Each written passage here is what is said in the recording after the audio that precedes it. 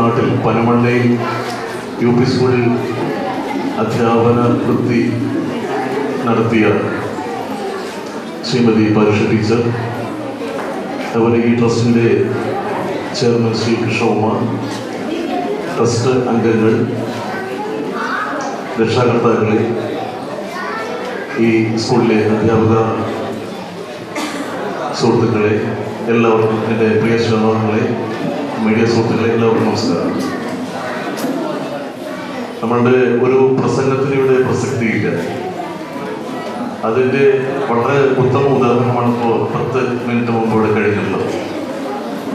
നമുക്കറിയാം, ഇന്ന് നാട്ടിൽ ഒരുപാട് സഹായ സഹകരണങ്ങൾ ചെയ്യുന്ന ആൾക്കാരുണ്ട്. പലരും പല കാര്യങ്ങളും ചെയ്യുന്നുണ്ട്. നമ്മൾ പൊതുവെ ചോദിക്കും, നാട്ടിൽ എന്തെങ്കിലും വിശേഷങ്ങൾ, നാട്ടിൽ വിശേഷങ്ങളൊക്കെ ഉണ്ടാവുമ്പോൾ ചോദിക്കും. അതുപോലെ തന്നെ പുതിയതായിട്ടുള്ള ആൾക്കാരെ കാണുമ്പോൾ, അല്ലെങ്കിൽ പണ്ട് നമ്മളുടെ കൂടെ ഉണ്ടായിരുന്ന ആൾക്കാരെ വീണ്ടും കണ്ടുമുട്ടുമ്പോൾ നമ്മൾ ചോദിക്കും, എന്തൊക്കെ സുഖമില്ലേ ചോദിക്കും. ചിലർ പറയും, ഒരു മറുപടി പറയും, ഇങ്ങനെയൊക്കെ പോകുമെന്ന് പറയും, അല്ലേ? ചിലർ കുഴപ്പമില്ല പറയും. പക്ഷേ ഇങ്ങനെയൊക്കെ പോകുന്നു അല്ലെങ്കിൽ ഇങ്ങനെ കുഴപ്പമില്ല എന്ന് പറയുന്നതിനേക്കാൾ വളരെയധികം നമുക്ക് ചിന്തിക്കേണ്ട ഒരു കാര്യം, നമ്മൾ രാവിലെ ഉണർന്നെഴുന്നേൽക്കുന്നു, വൈകുന്നേരം വരെ നമ്മൾ നമ്മളുടെ പല പ്രവൃത്തികളും ചെയ്യുന്നു. വിദ്യാർത്ഥികൾ പഠിക്കുന്നു, മറ്റുള്ളവർ ജോലിക്ക് പോകുന്നു, ഓരോരുത്തർ വിവിധ തരത്തിലുള്ള പ്രവൃത്തികൾ ഏർപ്പെടുന്നു, വൈകുന്നേരം പോയി കിടക്കുന്നു. ഇതുവരെയുള്ള കാര്യങ്ങൾ നടത്തുവാൻ നമ്മൾക്ക് സൗഭാഗ്യം തരുന്ന അല്ലെങ്കിൽ സ്വാതന്ത്ര്യം തരുന്ന നമ്മുടെ ഒരു ജഗദീശ്വരൻ്റെ ആ ഒരു ഗിഫ്റ്റഡ് ആയിട്ടുള്ള, അനുഗ്രഹീതമായിട്ടുള്ള ഒരു ജന്മം തന്നെയാണ് നമുക്ക് ഉള്ള ഒരു മനുഷ്യനെ, ഏതൊരു മനുഷ്യനും മനുഷ്യനാക്കി ജീവിക്കുവാൻ കഴിയുന്നത്. പക്ഷേ മനുഷ്യനായി ജീവിക്കുകയാണെങ്കിൽ തന്നെ, മനുഷ്യനൊരു പെർഫെക്റ്റ് അല്ലെങ്കിൽ ഒരു ശരാശരി നല്ലൊരു മനുഷ്യനായിട്ട് ജീവിക്കണമെങ്കിൽ തന്നെ മറ്റുള്ളവരുടെ വേദനകളും വിഷമങ്ങളും കാണുകയും നമ്മളുടെ കൂടെയുള്ളവരെ സഹജീവികളായി സമത്വത്തോടു കൂടി കാണുകയും ചെയ്യുന്ന ഒരു ജനത, അങ്ങനത്തെ ഒരു ജനത, സമാധാനവും ശാന്തിയും മാത്രം ആഗ്രഹിക്കുന്ന ഒരു ജനത ഉണ്ടാവുന്ന രൂപത്തിലുള്ള പ്രവർത്തനങ്ങൾ ഇത്തരത്തിലുള്ള ചാരിറ്റബിൾ സൊസൈറ്റി പോലെയുള്ള സംഘടനകൾ നമ്മുടെ നാട്ടിൽ മാതൃകയാക്കി കാണിച്ചുകൊണ്ടിരിക്കുകയാണ്. അതിന് തീർച്ചയായിട്ടും ഇന്നത്തെ ഈ ചടങ്ങ് ശരിക്കും ഇന്ന് ഫോറവർ ട്രസ്റ്റിൻ്റെ, ചാരിറ്റബിൾ ട്രസ്റ്റിൻ്റെ 1ാം വയസ്സ് തികയുകയാണ്. 1ാം വയസ്സ് തികയുന്ന ഈ സമയത്ത് ഇതിൻ്റെ അണിയറ പ്രവർത്തകർക്ക് ഇത്രയും നല്ലൊരു ഫംഗ്ഷൻ വയ്ക്കുവാനും ഇത്രയും നല്ലൊരു ഗെറ്റ് ടുഗദർ സംഘടിപ്പിക്കാൻ കഴിഞ്ഞു എന്നത് അവരുടെ പ്രവർത്തനത്തിൻ്റെ ഒരു സിൻസിയറിറ്റി, ആത്മാർത്ഥതയുടെ പര്യായമായിട്ട് കാണുവാൻ എനിക്ക് ആഗ്രഹിക്കുന്നു. മാത്രമല്ല, ഈ 1 വയസ്സ് തികയുന്ന 1ാം പിറന്നാളിൽ തന്നെ ഇവിടെ നമുക്ക് വലിയൊരു ഭാഗ്യം ലഭിച്ചിട്ടുള്ളതെന്ന് വെച്ചാൽ നമ്മുടെ സയൻറ്റിസ്റ്റ് ആയിട്ടുള്ള വെങ്കടകൃഷ്ണ സാറുടെ ഒരു സാമീപ്യമാണ്. കാരണം നമുക്ക് പത്രങ്ങളിൽ കൂടെയൊക്കെ വായിച്ച് ഒരുപാട് കേട്ടിട്ടുണ്ടെങ്കിലും, അല്ലെങ്കിൽ ടി വിയിൽ കൂടെ പലരും കണ്ടിട്ടുണ്ടെങ്കിലും, നമ്മളുടെ തൊട്ടടുത്ത്, ഞാൻ അലങ്ങനടി പഞ്ചായത്തുകാരനാണ്. എൻ്റെ തൊട്ടടുത്ത പഞ്ചായത്താണ് തൃക്കടി പഞ്ചായത്തിൽ മുന്നൂർക്കോട് പ്രദേശത്ത് താമസിക്കുന്ന അദ്ദേഹത്തിനെ ഈ വേദിയിൽ വെച്ച് കാണുവാൻ വേണ്ടി, അതുപോലെ ഇത്രയും വലിയൊരു ലെജൻഡിൻ്റെ കൂടെ ഡയസ് പങ്കിടുക എന്ന് പറയുന്നത് ഇതിലും വലിയ ഭാഗ്യമില്ല. ഇതിനുള്ള വേദി ഒരുക്കിയത് ഫോറവർ ട്രസ്റ്റ് ആണ് എന്നതിൽ വളരെയധികം അഭിമാനമുണ്ട്. അവർക്ക് ഇതിന് കഴിഞ്ഞു എന്നതും നിങ്ങളുടെ എല്ലാ പ്രവർത്തനങ്ങളും ഭാവിയിൽ ഐശ്വര്യപൂർണമായി തെളിഞ്ഞ് വരുമെന്നുള്ളതിന് സംശയമില്ല. അതുപോലെ തന്നെ എനിക്ക് ആദരിക്കാൻ അവസരം ലഭിച്ച പാരുഷ ടീച്ചർ, കാരണം ഞാൻ അലങ്ങനടി ഹൈസ്കൂളിലാണ് ഞാൻ പഠിച്ചിട്ടുള്ളത്. ഞാൻ പനമണ്ണ യു പി സ്കൂൾ പഠിച്ചിട്ടില്ല. 10 എൻ്റെ LP സ്കൂളിൽ പോയത്. എൻ്റെ അച്ഛനവിടെ അധ്യാപകനായിരുന്നു. അത് കഴിഞ്ഞ് പനമണ്ണ യു പി സ്കൂളിലെ പാരുഷ ടീച്ചർ നിന്ന് കുട്ടിക്കാലം മുതലേ ഞാൻ കേട്ടോണ്ടിരിക്കുക പാരുഷ ടീച്ചർ. പക്ഷെ പാരുഷ ടീച്ചറെ ഞാൻ ശരിക്കും കണ്ടിട്ടുണ്ടായിരുന്നില്ല. പക്ഷെ ഇവിടെ വന്നപ്പോൾ നമുക്ക് ബോഡി ലാംഗ്വേജ് കാര്യങ്ങൾ മനസ്സിലാക്കിയപ്പോൾ ഇത് പാരുഷ ടീച്ചറായിരിക്കും വിചാരിച്ചു. ഞാൻ ചോദിച്ചു ടീച്ചറോട് അവിടെ ഇരിക്കുമ്പോൾ പാരുഷ ടീച്ചറല്ലേ ചോദിച്ചു. എനിക്ക് ഭയങ്കര സന്തോഷം തോന്നി. പാരുഷ ടീച്ചറുടെ കൂടെ വർക്ക് ചെയ്തിരുന്ന ഒരു താജുദ്ദീൻ മാഷ് ഉണ്ടായിരുന്നത്, അദ്ദേഹമാണ് എനിക്ക് സ്കൂൾ പഠിക്കുന്ന സമയത്ത് കണക്ക് ട്യൂഷൻ, വീട്ടിൽ വന്ന് ട്യൂഷൻ എടുക്കുമായിരുന്നു. അതൊക്കെ പഴയ ഓർമ്മകളൊക്കെ പാരുഷ ടീച്ചറെ കണ്ടപ്പോൾ ഇതുപോലെ എനിക്ക് ഓർത്തെടുക്കാൻ കഴിഞ്ഞു. പരീക്ഷ ടീച്ചർക്ക് ഒരു പൊന്നാട അണിയിക്കാനുള്ള അവസരം എനിക്ക് ലഭിച്ചു. അത് ഏറ്റവും എൻ്റെ ജീവിതത്തിലെ ഏറ്റവും വലിയൊരു ധന്യമുഹൂർത്തമായിട്ട് ഞാൻ കാണുന്നു. ഒരു അധ്യാപികയെ ആദരിക്കുക പറയുമ്പോൾ ഇന്ന് നമുക്കറിയാം, വിദ്യാഭ്യാസമില്ലെങ്കിൽ ഒന്നും നടക്കില്ല.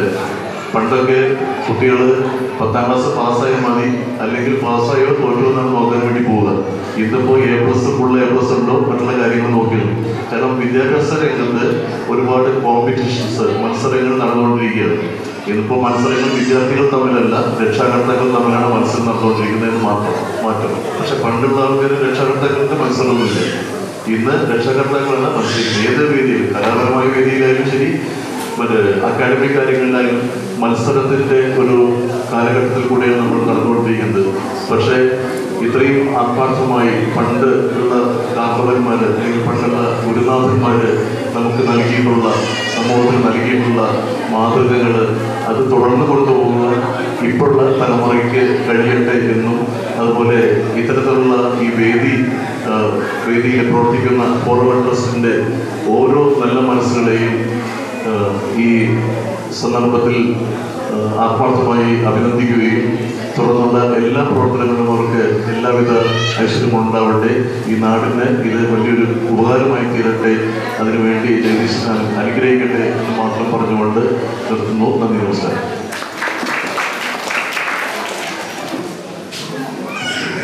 അടുത്തതായി ആശംസകൾ നേടുന്നതിന് വേണ്ടി ഈ സ്കൂളിലെ HM ബാബു മാഷെ വേദിയിലേക്ക് സ്വാഗതം ചെയ്യുന്നു. എൻ്റെ പ്രിയപ്പെട്ട രക്ഷിതാക്കളെ, മുകളിലിരിക്കുന്ന കുട്ടികൾ എല്ലാവർക്കും അതുവേണ്ടി എൻ്റെ സ്നേഹമായ ആശംസകൾ. കഴിഞ്ഞ വെക്കേഷനിൽ ഒരു സന്ധ്യാനേരത്ത് നമ്മുടെ PTA വൈസ് പ്രസിഡന്റ് അലി എന്നെ വിളിച്ചു. അലി ഇങ്ങനെ തമാശയൊക്കെ പറയുന്നൊരു കൂട്ടത്തിലുള്ള ആളാണ്. ഞാൻ അയാളോട് തമാശ വലിയൊരു പ്രോജക്റ്റിനെ കുറിച്ചാണ് അലി എന്നോട് സംസാരിച്ചത്. നമ്മുടെ സ്കൂളിലെ എല്ലാ കുട്ടികൾക്കും ബാഗും കൊടയും ചെരുപ്പും ഒക്കെ കൊടുക്കണം. ആയിക്കോട്ടെ, എനിക്കെന്താ. വളരെ നിസ്സംഗതയോടെ കേട്ട ഒരു വാർത്തയായിരുന്നു അത്. വളരെ നിസ്സംഗത. അലി എന്തോ പറഞ്ഞു, അല്ലെങ്കിൽ അലിയോട് ആരോ എന്തോ പറഞ്ഞു. തൊട്ടടുത്ത ദിവസങ്ങൾ അലി വിളിയോട് പേടിയാണ്. ഞാനും പിന്നെ അലി പറയുന്നത് കേൾക്കണമല്ലോ, അദ്ദേഹത്തിൻ്റെ അടുത്ത് വന്ന് സമീപിച്ചു. അങ്ങനെയാണ് കൃഷ്ണകുമാറായിട്ട് എനിക്ക് പരിചയപ്പെടാൻ പറ്റിയത്. ഇതിൻ്റെ ഒക്കെ മുമ്പ് തന്നെ അലി നമ്മുടെ സ്കൂളിലെ കുട്ടികൾക്ക് ഇത് വാങ്ങിച്ച് കൊടുക്കണം എന്ന നിർബന്ധ ബുദ്ധിയോട് കൂടിയിട്ടുള്ള പ്രവർത്തനം തുടങ്ങി. സമ്മതം കിട്ടുന്നതിന് മുമ്പ് തന്നെ. എൻ്റെ സമ്മതം കിട്ടാനൊന്നും ഒരു പ്രയാസമില്ല, കാരണം നമുക്ക് കിട്ടുകയല്ലേ. ഇത് ഞാൻ ആദ്യമായിട്ട് എൻ്റെ നന്ദി പറയുന്നത് അലിയോടാണ്. അലിയാണ് കൃഷ്ണകുമാറിനെ പരിചയപ്പെടുത്തിയതും നമ്മുടെ കുട്ടികൾക്ക് വേണ്ടിയിട്ട് ഈ സമയം. കൃഷ്ണകുമാറിനെ ആദ്യം പരിചയപ്പെട്ടു. അദ്ദേഹത്തിനെ ഒരു ചായക്കടയിൽ വെച്ചിട്ടാണ് ഞാൻ പരിചയപ്പെട്ടത്. ഞാൻ നമ്മുടെ റഷീദ് മാഷും അലിയും ഒക്കെ ഇത് ചായ കുറിച്ചിങ്ങനെ സംസാരിക്കുമ്പോൾ അദ്ദേഹം പറയുന്നത് വളരെയേറെ വലിയ വലിയ കാര്യങ്ങളാണ്. ഈ സംശയബുദ്ധി മാത്രമുള്ള ഞാൻ സംശയം മാത്രമേ കേട്ടു. ഇടയ്ക്കിടയ്ക്ക് കുറച്ച് ചോദ്യങ്ങൾ ഇങ്ങനെ ഇട്ടു. എന്താണ് ഒരു പരിപാടി, എന്താണ് ഒരു ഉദ്ദേശം, ഒന്നും മനസ്സിലാവുന്നില്ല. ചോദിച്ചു, എന്തിനാണ് നിങ്ങളിങ്ങനെ ചെയ്യുന്നത്, എന്താണ് നിങ്ങളിങ്ങനെ ചെയ്യാൻ കാരണം? കണ്ടപ്പോൾ തന്നെ തോന്നി ഇത് വലിയൊരു പണച്ചാക്കുകളൊന്നുമല്ല, ഇത് സാധാരണ മനുഷ്യന്മാരാണ്. സാധാരണക്കാരായ മനുഷ്യനാണ് കൃഷ്ണകുമാർ. അദ്ദേഹത്തിന്റെ കൂട്ടുകാരാണ് അതിലേറെ സാധാരണക്കാരൻ. ഇതിന് പണച്ചാക്കുകളില്ല. അപ്പോഴെനിക്ക് പേടി, ഒരു ട്രസ്റ്റ്. എനിക്ക് പറയാനുള്ളത് നിങ്ങളോടായിരുന്നു. നിങ്ങളോട് ഞാനൊരു കാര്യം പറഞ്ഞാൽ അത് വാക്ക് പാലിക്കപ്പെടണേ. അവർക്ക് എന്നോട് പറഞ്ഞാൽ മതി, ഞാൻ നിങ്ങളോട് പറയും, നിങ്ങൾ എന്നോട് ചോദിക്കും. പക്ഷെ അപ്പോഴൊക്കെ എന്നെ വാർത്തകളൊക്കെ ഇങ്ങനെ ലീക്ക് ചെയ്ത് ഒരുപാട് ആൾക്കാർ എന്നെ വിളിക്കാൻ തുടങ്ങി. പക്ഷേ സ്കൂൾ തുറക്കുമ്പോഴേക്കൊന്നും പേടിക്കണ്ടല്ലോ. വേണ്ട, നമുക്ക് കാത്തിരുന്ന് കാണാം. ഇന്ന് കാത്തിരുന്ന് കാണാമെന്നാണ് പറഞ്ഞത് അല്ലേ? PTA മീറ്റിങ്ങിൽ പങ്കെടുത്ത എല്ലാവർക്കും അറിയാം, ഇന്ന് കൂടി കാത്തിരുന്ന് നമുക്ക് കാണാം. എന്നാലും കൃഷ്ണകുമാർ പരിചയപ്പെട്ടു. പിന്നീട് അദ്ദേഹം പല പ്രാവശ്യം ഞങ്ങൾ കാണുകയും സംസാരിക്കുകയും ഫോണിലൂടെ സംസാരിക്കുകയും ചെയ്ത് പരിപാടികളെ മുന്നോട്ട് കൊണ്ടുപോകുന്ന തിരക്കിലായിരുന്നു. വളരെ തിരക്കിലായിരുന്നു. പലപ്പോഴും ഞാൻ അയാളെ റോഡിനൊക്കെ കാണും. അദ്ദേഹം എന്നെ കാണില്ല, അയാൾ ഓടുകയായിരിക്കും. ഞാനത് പറഞ്ഞു, ഞാൻ പണ്ട് വണ്ടിക്കാരോട് പറയും, അതാണ് നമുക്ക് പുസ്തകങ്ങളും സാധനങ്ങളൊക്കെ തരുന്ന ട്രസ്റ്റിൻ്റെ ആൾ. ഈ പാഞ്ഞു പോണ ആളോ? അദ്ദേഹം കണ്ടിട്ടാവില്ല. പലപ്പോഴും ഞാൻ അദ്ദേഹത്തെ പാഞ്ഞു പോകുന്നത് കാണാം. പലപ്പോഴും അദ്ദേഹത്തെ വിളിക്കും. നമ്മുടെ പ്രവേശനോത്സവ ദിവസം വിളിച്ചു. ആ സമയത്ത് അദ്ദേഹം പറഞ്ഞു കൊല്ലംകോടാണ്, ഇപ്പം എനിക്ക് വരാൻ പറ്റില്ല. PTA വിളിച്ചു. അപ്പോൾ അദ്ദേഹം തിരക്ക് പറഞ്ഞെങ്കിലും ട്രസ്റ്റിന്റെ മാനേജറായിട്ട് വന്നിരുന്നു. കൃഷ്ണകുമാറും വന്ന് അന്ന് നിങ്ങൾ കണ്ടിട്ടുണ്ടാവും. ഞാൻ നിങ്ങൾക്ക് പരിചയപ്പെട്ടു.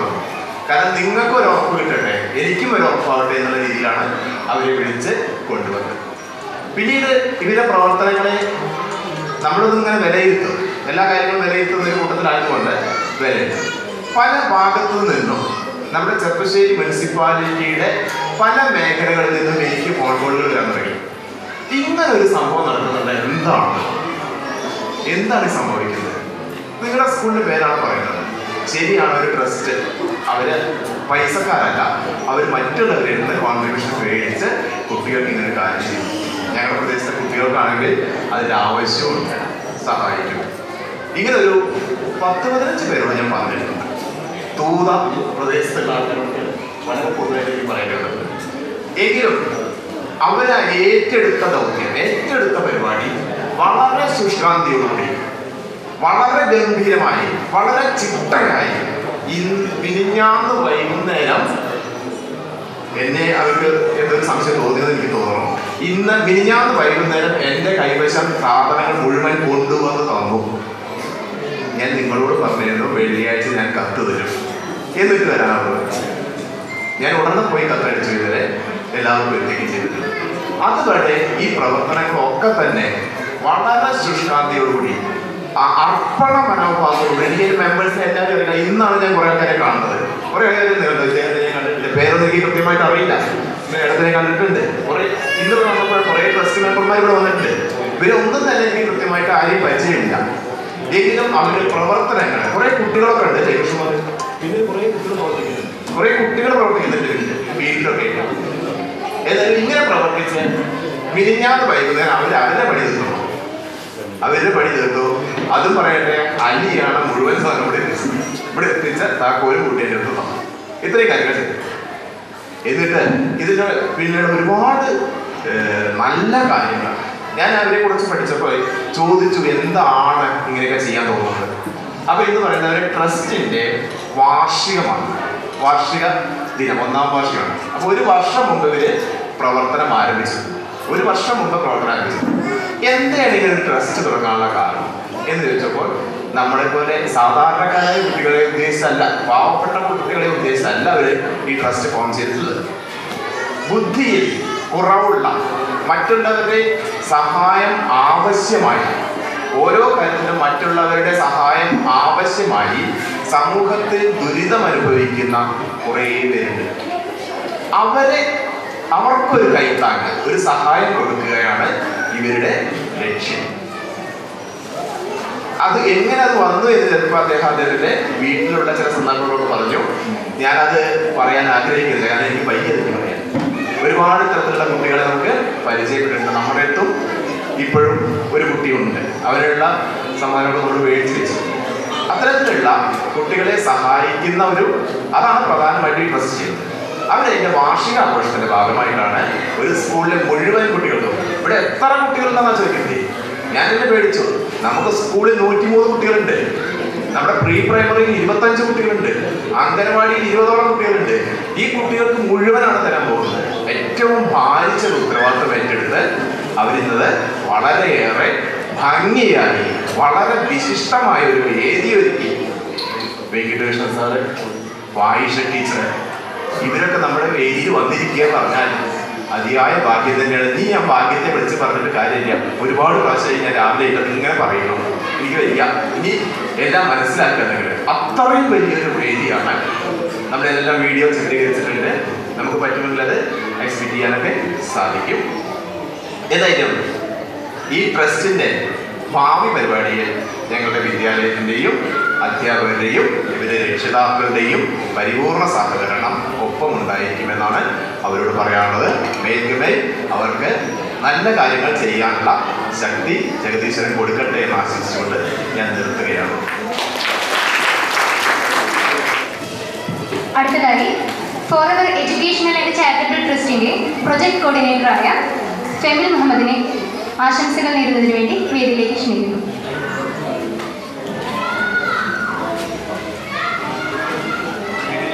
വിശിഷ്ട വ്യക്തികളെ,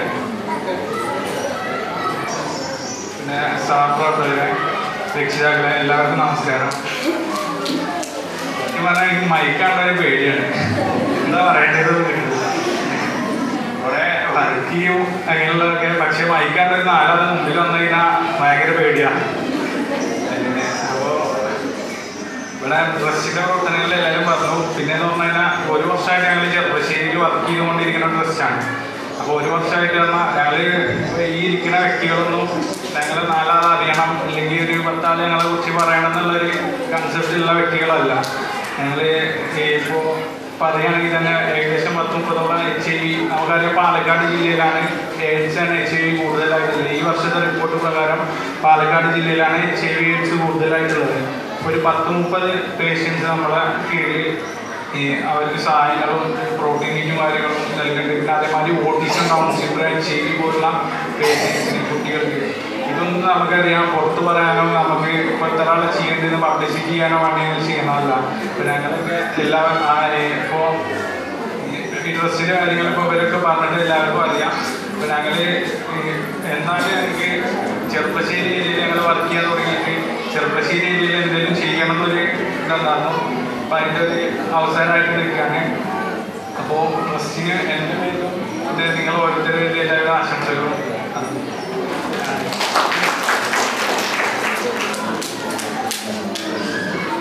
അടുത്തതായി ഈ സ്കൂളിലെ PTA വൈസ് പ്രസിഡന്റ് അലിക്കാക്കെ 2 വാക്ക് സംസാരിക്കുന്നതിന് വേണ്ടി ക്ഷണിക്കുന്നു. ബഹുമാനപ്പെട്ട രക്ഷിതാക്കളെ, എല്ലാവർക്കും എൻ്റെ നമസ്കാരം. ഞാനിങ്ങനെ മുമ്പിൽ പറഞ്ഞ പോലെ മൈക്കിലൊന്നും വല്ലാണ്ട് ഒന്നും സംസാരിക്കാറില്ല. എങ്കിലും ഇവിടെ കൂടിയിട്ടുള്ള എല്ലാ ആളുകൾക്കും എൻ്റെ ആശംസകൾ.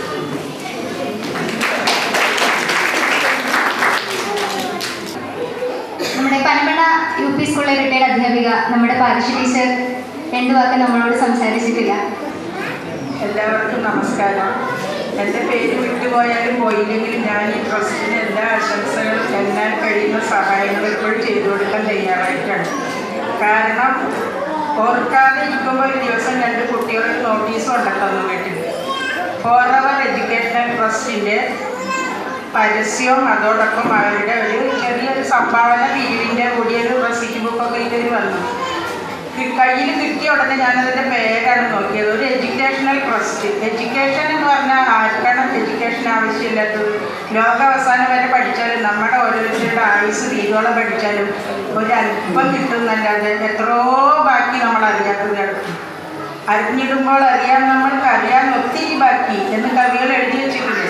അതൊന്നും വെറുതെ അല്ല. ഒരുപാട് കാര്യങ്ങൾ നമ്മുടെ നിത്യജീവിതത്തിൽ അടുക്കളയിൽ നിന്ന് തുടങ്ങിയിട്ട് ഒരുപാട് കാര്യങ്ങൾ നമുക്ക് പഠിക്കാൻ ബാക്കിയുണ്ട്. അതുകൊണ്ടാണ് ഈ കാണുന്ന അറിവിൻ്റെ അഭാവമാണ് കലാപത്തിൻ്റെ തുടക്കം. എന്തിനാണ്, ആരോടാണ് കലാപം? സ്വന്തം മനസാക്ഷിയോട് തന്നെ അവനവൻ പടവെട്ടേണ്ട ഈ കാലത്ത് മറ്റുള്ളവർ തമ്മിൽ മത്സരിക്കുക. എന്തിനു വേണ്ടിയിട്ട്? വിദ്യാലയം നടത്താനും അവിടെ യൂണിഫോം ഉണ്ടാക്കാനും അതിൻ്റെ ഗെറ്റപ്പ് ഉണ്ടാക്കാനും. ചുരുക്കി പറഞ്ഞാൽ എൻ്റെ കുട്ടി ഏറ്റവും ഉയർന്ന തലത്തിൽ വേഷവിധാനങ്ങളോടുകൂടി പോകണം. ഏറ്റവും ഉയർന്ന തലത്തിൽ ആ കുട്ടിക്ക് വിദ്യ കിട്ടണമെന്ന് ഒരാൾക്ക് മോഹമില്ല.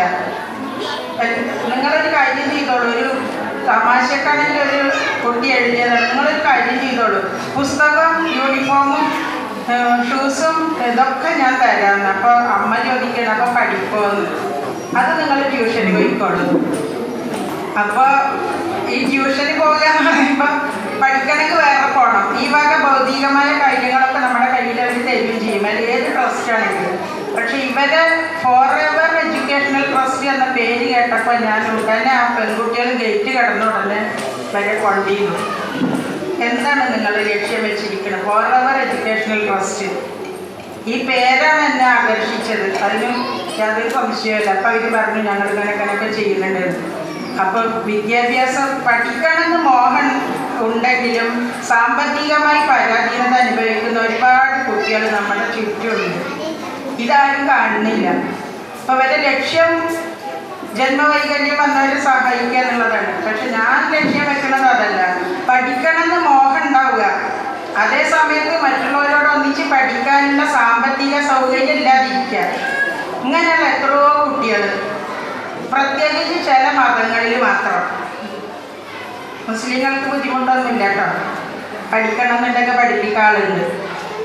മറ്റുള്ളവരാണ് തിരിഞ്ഞു നോക്കാത്തത്. പണം കഴിവില്ലെങ്കിൽ അവൻ എന്തൊക്കെ ചെയ്തോട്ടെ എന്നാണ് മറുപടി പറയുന്നത്.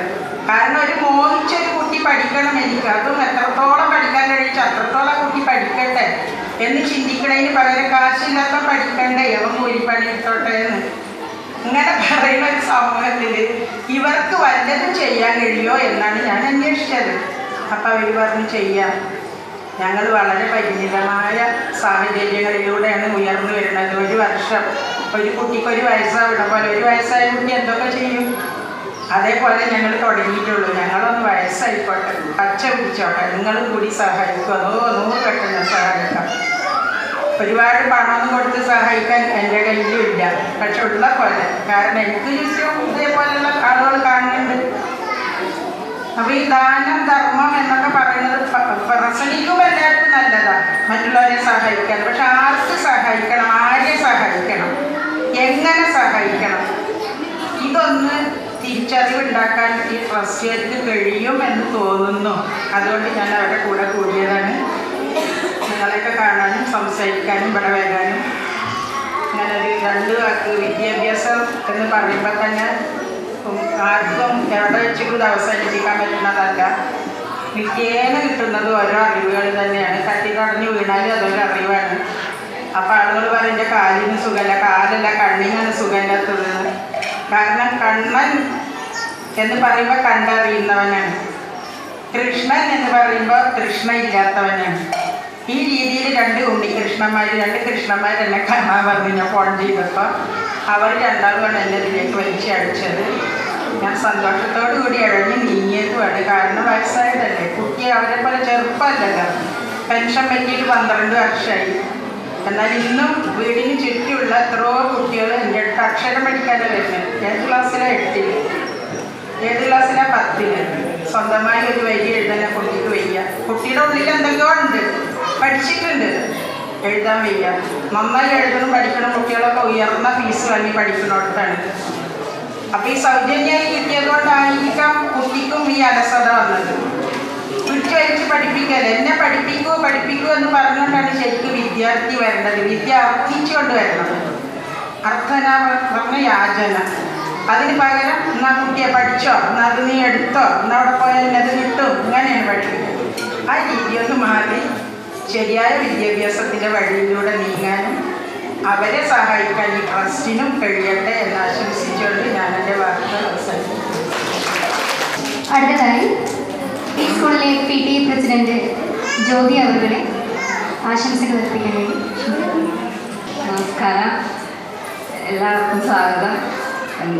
ഈ ഫോറവർ ചാരിറ്റബിൾ ട്രസ്റ്റിൻ്റെ നമ്മളുടെ സ്കൂളിലേക്ക് ഈ ബാഗും പുസ്തകങ്ങളും എല്ലാം ഈ വർഷം നമ്മൾക്ക് കൊണ്ടുവന്ന് തന്നതിന് ഇവരോട് വളരെയധികം നന്ദി അറിയിക്കുന്നു. അതുപോലെ തന്നെ നമ്മുടെ സ്കൂളിലെ എല്ലാ കുട്ടികൾക്കും വളരെയധികം സന്തോഷമായിരിക്കുകയാണ് ഈ ഒരു ഇത് എല്ലാവർക്കും കൊടുത്തിരിക്കുന്നതിന് വേണ്ടി. ഇത്രയും പറഞ്ഞുകൊണ്ട് ഞാൻ നിർത്തുന്നു. നമ്മുടെ അംഗനവാടി ടീച്ചർ ഗിരിജ ടീച്ചറെ ആശംസകൾ അറിയിക്കാൻ വേണ്ടി വേദിയിലേക്ക് ക്ഷണിക്കുന്നു. സഭയ്ക്ക് വന്ദനം. നമ്മുടെ വേദിയിലിരിക്കുന്ന വിശിഷ്ട വ്യക്തികളെ കൂടുതലൊന്നും എനിക്ക് പറയാനില്ല. പക്ഷെ നമുക്ക് ഈ കിട്ടിയ അവസരം ഉണ്ടല്ലോ, ഏറ്റവും വലിയൊരു അവസരമാണ്.